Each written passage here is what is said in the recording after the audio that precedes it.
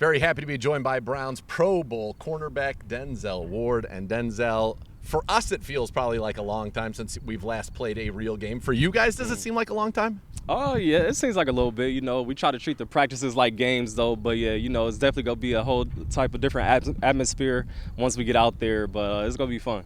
Well, we've seen how, season openers are supposed to be handled. Just down the road in Columbus, the Buckeyes took care of business against the number one team in the nation, Texas. Did you partake in that? Did you watch it? Yeah, I checked it out. Checked it out. Buckeyes look good. You know, first game, got the win. That's all that matters. Solid D, right? Yeah. Shut down a big-time quarterback. Exactly, yeah. No, defense look great out there. And that's what we're hoping for on Sunday, right? Hey, Solid D, shut down a big-time quarterback in Joe Burrow. That is the plan. What makes him so tough to deal with? Yeah, I mean, he could do it all. He's a great quarterback, great accuracy. We want to sit in there and go through his reads. I mean, he got the playmakers on the outside to make the plays once they get the ball to him. But he's just a great NFL quarterback. He's the ideal NFL quarterback. Is he a guy that, like when you guys encounter each other at a Pro Bowl, does he come try to pick your brain at all?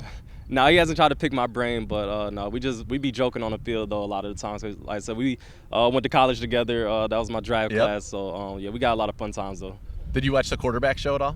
No. I wonder if guys in the NFL watch any of these shows about people in the NFL. Probably not. You're like, I live it, right? Nah, no, there was a lot. Obviously, Joe Burrow was one of the stars of it this year. All right. We talked about Joe Burrow. This team, you can't mention. It's Joe Burrow, it's Jamar Chase, it's Tee Higgins. And now there are two different type of receivers. Let's talk about Jamar Chase. What makes him, last year, won the Triple Crown.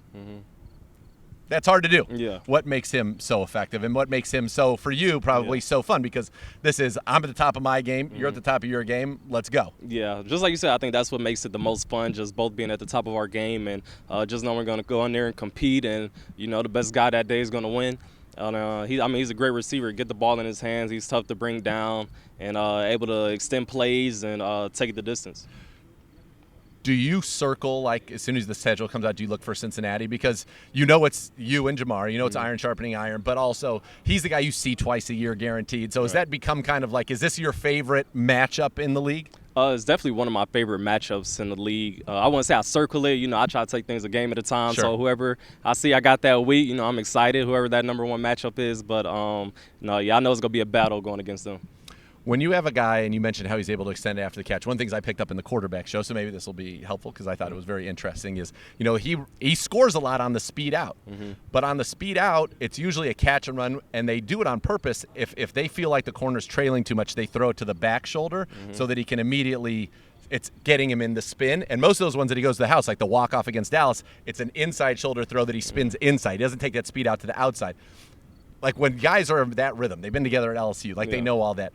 Those little things, does that kind of encapsulate what makes the NFL so great? Like, that it's something that minor that becomes something so major? Yeah, no, definitely. Those details, I appreciate you sharing that. That's why I want to make sure you got that. Go and check that out. But, I hope they throw the ball kind of inside. I would like that because I feel like I could be closer to the ball and, make a play on it. But, my guess is they're not going to do that against you. Yeah. I don't see it happening against me. But, it's definitely those details that make the NFL so strategic and great. So you've got Chase, and then we've got on the other side Tee Higgins, big-bodied guy, much different probably stylistically in terms of what you have to do in a coverage. And I think last year you had one of those, they call them teach tape plays, where he ran the vertical on you. Last second you get back there, you bat it down. Yeah. What kind of a challenge does he present just from his size and that he is different than Jamar? Yeah, definitely just a different size player. So just those down-the-field routes and jump ball capability that he has. So being able to play physical with him at the top of the route and like I say, he's good as well once he gets the ball in his hands, but it's definitely those jump balls where it makes him a little bit more different than him and Jamar. How exciting is it to be in front of the home fans for the opener? We've done well in the openers at home of late, not last year, but 2 years ago against Cincinnati, beat them right there in that building. To get kind of that rush, because that can help a defense, right, in a major way. When you force them to go silent count and maybe it gives Miles a half a step get off, that could be the difference. Yeah, it's definitely going to be the difference. We're going to need all the fans to come in there and be as loud as possible. It helps us a lot, so looking forward to it being loud come game day. Where do you feel like this defense is? Because to me, it's been really the story of the whole camp, right? You guys were dominant here in Berea, and especially it starts up front. Then we go to Charlotte, same. Go to Philly, those are the defending Super Bowl champs, same. Rams game, and I realize that was not their starters, but obnoxiously dominant at the beginning of that Rams game. how do you feel about this defense? 2 years ago, you guys were the number one defense. Last year, not at that level. Does this feel like a group that can get back to that standard? Yeah, I believe so. Like you said, we just got to take it into the regular season. Been dominant in the preseason, so it starts game one, and we're going to work towards our goals and being that number one defense, but we got to take care of the week one. Hanford Dixon always jokes that, if I wish I had, guys rushing the passer like Denzel's got now and the Browns have now with those guys. What does that really do for a cornerback when you have, Miles, and now it's Mason Graham's in there, and we're going to get Mike Hall back, Malik Collins, and Isaiah and Alex are playing well.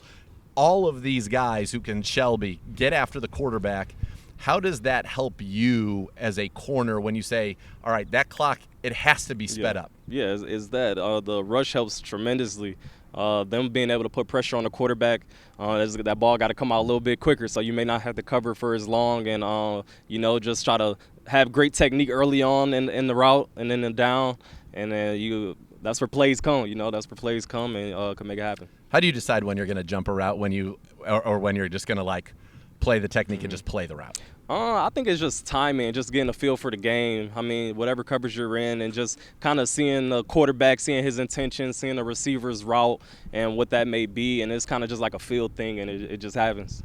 How often would you say when a guy lines up in front of you, do you have a pretty good idea based on the split and the look of what routes they're running? Yeah, I have a pretty great idea. I done got a great feel for it. I feel going into my eighth year in the NFL. I'm able to kind of retain information pretty well and see pictures and understand what's coming. So it's definitely helpful.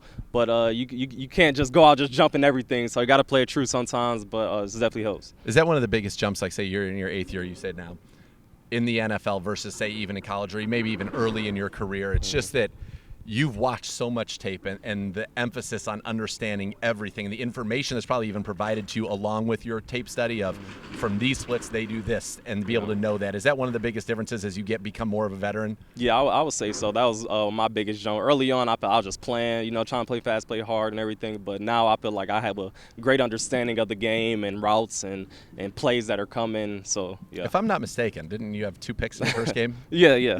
That was me playing fast and playing hard, man. We'll just stick with that then. That's right. gonna work right there. All right, if there's one thing you want to let the fans know going into the home opener here, Browns, Bengals, what is it? Man, just come loud, man. We need the fans to be loud, but we're going in and try to fight to get that week 1 dub. All right, Denzel, always a pleasure. Good luck on Sunday. Thank you.